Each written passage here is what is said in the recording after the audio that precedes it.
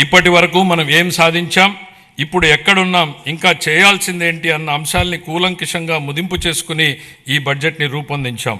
అటు ఉత్తరాంధ్ర నుంచి ఇటు రాయలసీమ వరకు ప్రజల జీవితాల్లో గొప్ప మార్పు తేవడం ఈ బడ్జెట్ ఉద్దేశం.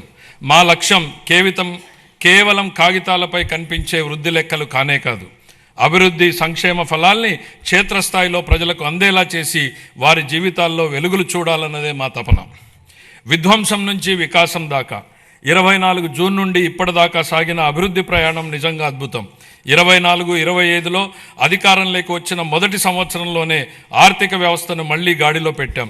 19-24 మధ్య 10.3% పడిపోయిన ఆర్థిక వృద్ధి రేటుని 24-25లో 11.75% పెంచాం. 25-26లో ఎదురైన అనేక భౌగోళిక ఆర్థిక అనిశ్చితులను సృష్టించిన ప్రతికూల ప్రభావాల వల్ల ప్రపంచ ఆర్థిక వ్యవస్థ ఆటుపోట్లను ఎదుర్కొంది. కానీ భారత్ మాత్రం స్థిరంగా నిలబడింది. జమ్మూ కాశ్మీర్లో అమాయకులైన పర్యాటకుల్ని పొట్టన పెట్టుకున్న ఉగ్రవాద మూకలకు ఆపరేషన్ సింధూర్ పేరుతో భారత ప్రభుత్వం గట్టి జవాబునిచ్చింది. ఉగ్రవాదం, భౌగోళిక రాజకీయ అనిశ్చితులు, సుంకాల యుద్ధంతో తలెత్తిన ఉద్రిక్తతలకు భారత్ చలించదని ప్రధాని నరేంద్ర మోడీ నాయకత్వం ప్రపంచానికి బలమైన సందేశం ఇచ్చింది. భారతదేశానికి ఆయన నాయకత్వం భారత్ను శక్తివంతంగా తీర్చిదిద్దింది, ఆత్మవిశ్వాసంతో తలెత్తుకునేలా చేసింది.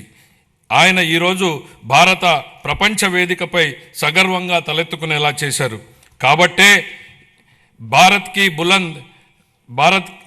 కి బులంద్ పెహచాన్ హై మోడీ అని యావత్ జాతి మొత్తం మోడీ నాయకత్వాన్ని అండగా నిలబడింది.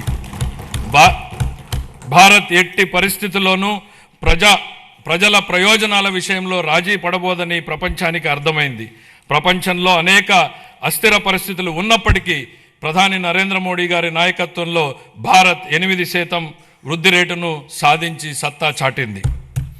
భారతదేశంతో పాటు ఆంధ్రప్రదేశ్ కూడా ప్రపంచ వేదికపై వెలుగు లీనుతోంది. విశాఖపట్నంలో ఏఐ డేటా సెంటర్ ఏర్పాటు చేయాలన్న గ్లోబల్ ఐటీ దిగ్గజం గూగుల్ నిర్ణయం ఒక్కసారి ప్రపంచ దేశాలన్నీ ఆంధ్రప్రదేశ్ వైపు తలెత్తి చూసేలా చేశాయి. దాన్ని బాహుబలి ఒప్పందంగా పేర్కొనవచ్చు.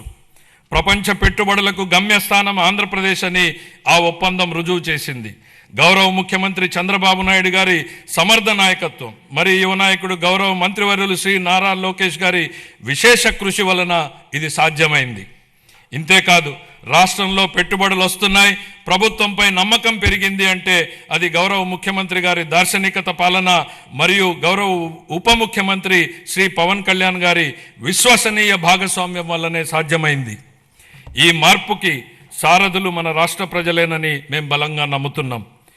2024 జూన్లో రాష్ట్ర ప్రజలు ఎన్డీఏకి కనీ విని ఎరుగని రీతిలో ఘన విజయం కట్టబెట్టినప్పుడే ఈ మార్పు మొదలైంది. ప్రజలు మాకు వేసిన ప్రతి ఓటు వెనుక వారి ఉద్దేశం బలంగా స్పష్టమైంది. ప్రజలు వారితో పాటు వారి పిల్లలకు సురక్షితమైన బంగారు భవిష్యత్తు కోసమే ఎన్డీఏని అధికారంలోకి తెచ్చారు.